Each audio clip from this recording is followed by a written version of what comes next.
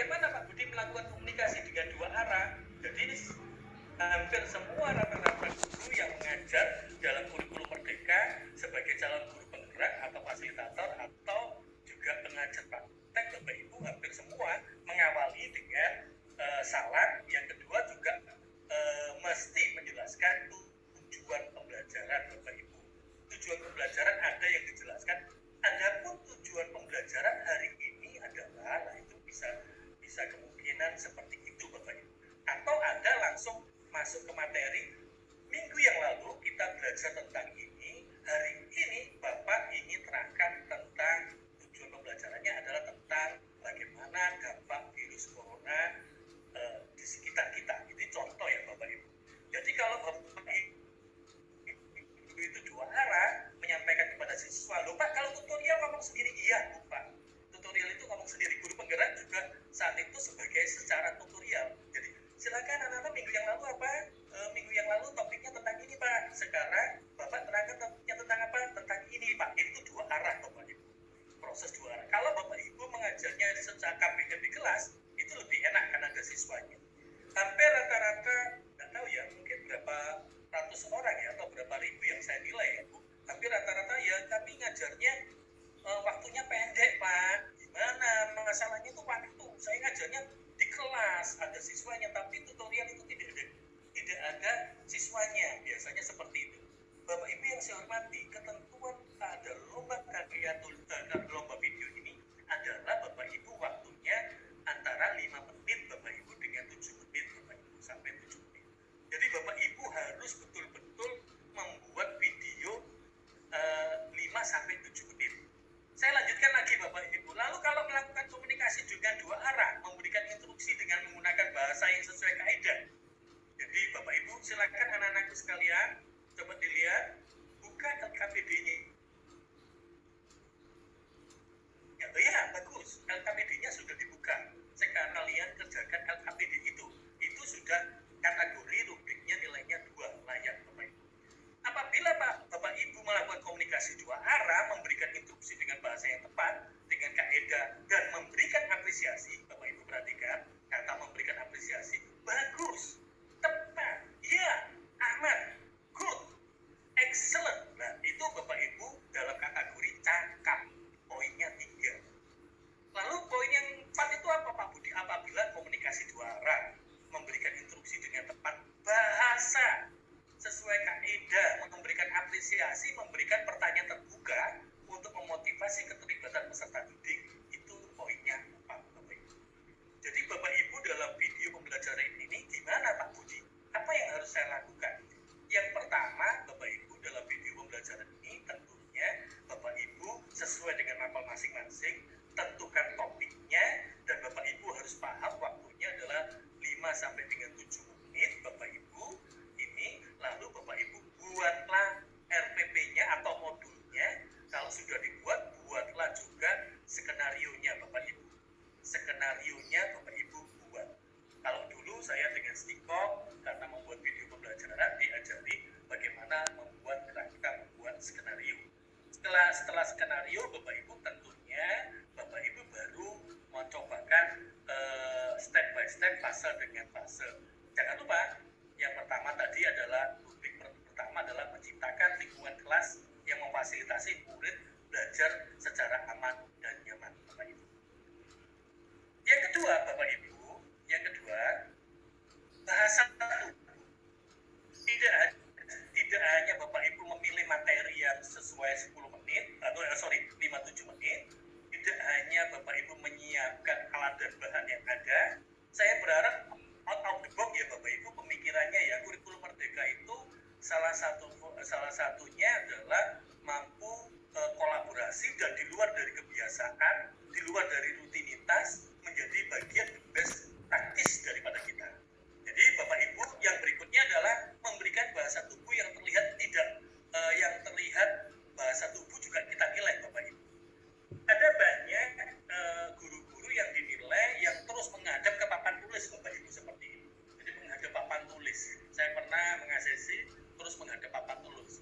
Karena ketepatan ngajar matematika. Ibu, saya beri waktu 8 menit, nanti saya kode 10 menit terakhir baru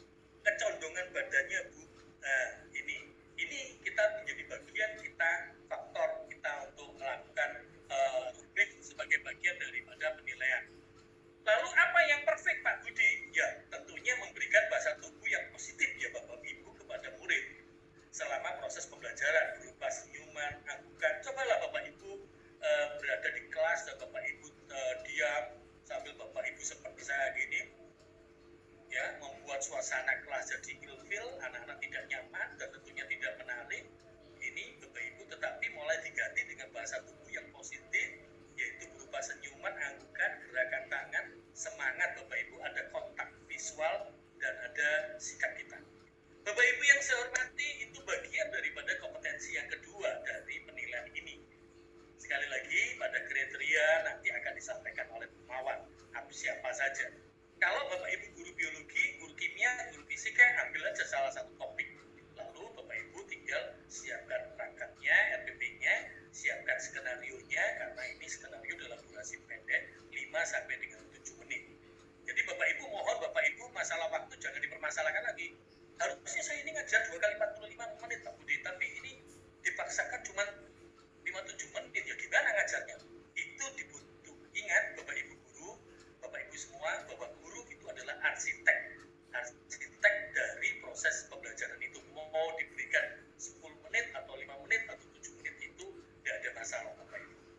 Yang berikutnya adalah Bapak Ibu dari kompetensi yang kedua, yaitu mampu memandu dan merefleksi proses pembelajaran yang efektif. Apabila Bapak Ibu menjelaskan proses pembelajaran itu secara eksplisit, tujuan pembelajarannya, mengaitkan tujuan pembelajaran dengan kehidupan di sekitar kita, ini dan apa mengajukan pertanyaan untuk memotivasi murid dalam berpikir, ini adalah level mahir keempat yang Bapak Ibu bisa dapatkan. Jadi menjelaskan secara eksplisit tujuannya dalam proses pembelajaran ini, mengaitkan dengan real kehidupan yang nyata. Bapak Ibu yang saya hormati, terkadang kita ini dalam benak kita yang lalu kalau tidak salah, mohon izin Bapak Ibu, ada ketua jurusan dalam salah satu jurusan kimia di universitas yang ada di Surabaya, kayak SMA 10, lah ya Pak Budi, dulu itu loh saya belajar ini terus tujuannya apa ya Pak Budi, dengan orientasi saya sekarang ini, dulu sampai setengah mati harus ngapalkan sampai A dan sampai Z. Artinya apa Bapak Ibu? Maka proses pembelajaran kita ini dituntut untuk mengaitkan tujuan pembelajaran itu dengan kehidupan sekitar kita real. Bapak Ibu bisa seperti saya ngajak ke pantai untuk belajar biologi, untuk belajar terumbu karang. Bapak Ibu bisa ajak ke pasar untuk belajar ekonomi. Bapak Ibu bisa ajar juga di tempat yang lain, misalkan di bursa efek untuk belajar ekonomi dan sebagainya. Dan tentunya Bapak Ibu, video pembelajaran yang baik adalah video pembelajaran yang audionya jelas Bapak Ibu, dan tentunya videonya jelas. Bapak Ibu yang saya hormati, yang lalu saya penjam video turism itu ketika kita juri seleksi, lihat audionya sudah tidak jelas Bapak Ibu, pasti akan terdiskualifikasi tentunya. Jadi Bapak Ibu, saran saya ya pakai mic itu Bapak Ibu, itu sama seperti yang saya siapkan ini Bapak Ibu, pakai mic ini. Jadi betul-betul proses pembelajaran Bapak Ibu bisa terencana dengan baik. Ini dengan mic Bapak Ibu siapkan supaya audio jelas dan tentunya visual juga jelas. Yang berikutnya Bapak Ibu, yang berikutnya adalah apa saja Pak Budi yang berikutnya? Kegiatan pembelajaran dilakukan dengan memanfaatkan alat peraga. Bapak Ibu yang saya hormati, terkadang kita ini terlalu banyak ngajar dengan ceramah. Tapi kali ini dalam proses pembelajaran lomba inovasi video pembelajaran kurikulum merdeka, Bapak Ibu bisa gunakan alat peraga untuk menjelaskan inti pembelajaran. Guru bisa memberikan kesempatan kepada murid untuk melakukan proses diskusi, memanfaatkan alat peraga, contoh, serta guru memberikan kesempatan murid untuk berpasangan atau berkelompok. Sebetulnya roh dari kurikulum baik itu 13 maupun merdeka adalah menuju ke student center Bapak Ibu. Jadi hati-hati Bapak Ibu, ini kalau ada riset di Jepang itu berapa menit guru berbicara di kelas dan berapa menit siswa itu berbicara, itu dihitung, dianalisis Bapak Ibu.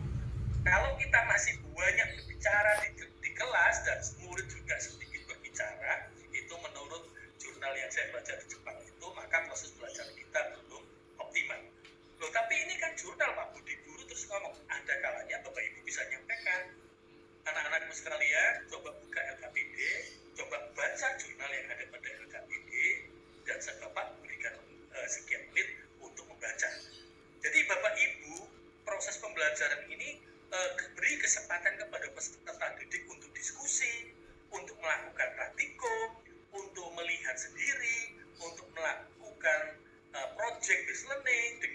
model apa saja, boleh berpasangan, itu adalah bagian rubrik yang besar, yaitu poinnya 4. Nah, kalau panjangnya, kalau batch 1 tidak menang, kedua tidak menang, ketiga tidak menang, kali ini adalah saya bagikan tips bagaimana menang dalam lomba video pembelajaran kurikulum merdeka 4. Yang ketiga, Bapak Ibu, menciptakan kebiasaan refleksi untuk mengembangkan diri.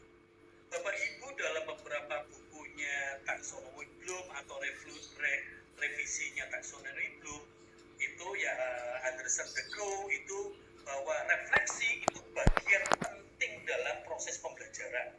Jadi dimulai dari proses pembelajaran kritis, mulai kreatif sampai ada refleksi.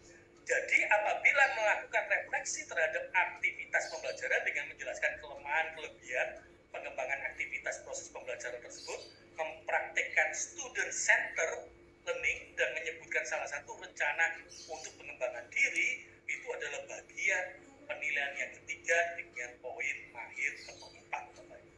Maksudnya apa Pak Budi? Ya tentunya anak-anak sekalian, setelah kita kalian melakukan praktikum pada hari ini, maka silakan kalian bisa melakukan refleksi atau bisa melakukan presentasi di depan tentang materi kita pada hari ini.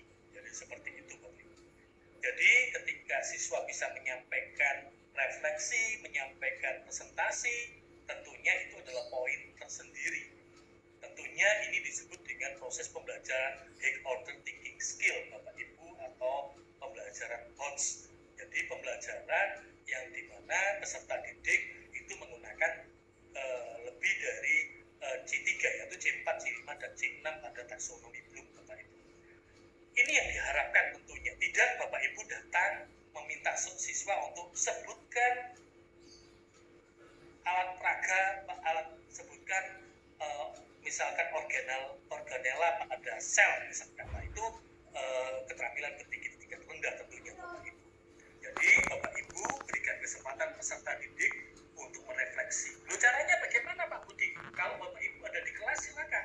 Di pantai pun, di mana tempat, ingat proses pembelajaran tidak pernah dibatasi oleh tembok Bapak Ibu. Ya, jadi bisa di mana saja Bapak Ibu melakukan pembelajaran kalau Bapak Ibu gunakan adanya peserta didik di dalamnya. Tapi kalau tutorial, Bapak Ibu juga bisa menyampaikan itu. Adapun anak-anak hari ini refleksi apa yang bisa kalian dapatkan itu, atau silakan kalian untuk presentasi di depan. Nah, ya bagus sekali, kasih apresiasi. Good, bagus sekali presentasi. Yang keempat Bapak Ibu dalam rubrik penilaian video pembelajaran adalah menciptakan proses pembelajaran yang efektif Bapak Ibu. Maksudnya apa? Proses pembelajaran yang efektif adalah menyampaikan beragam jenis penilaian Bapak Ibu. Jadi tidak satu penilaian ya, tentunya multi metode ya Bapak Ibu.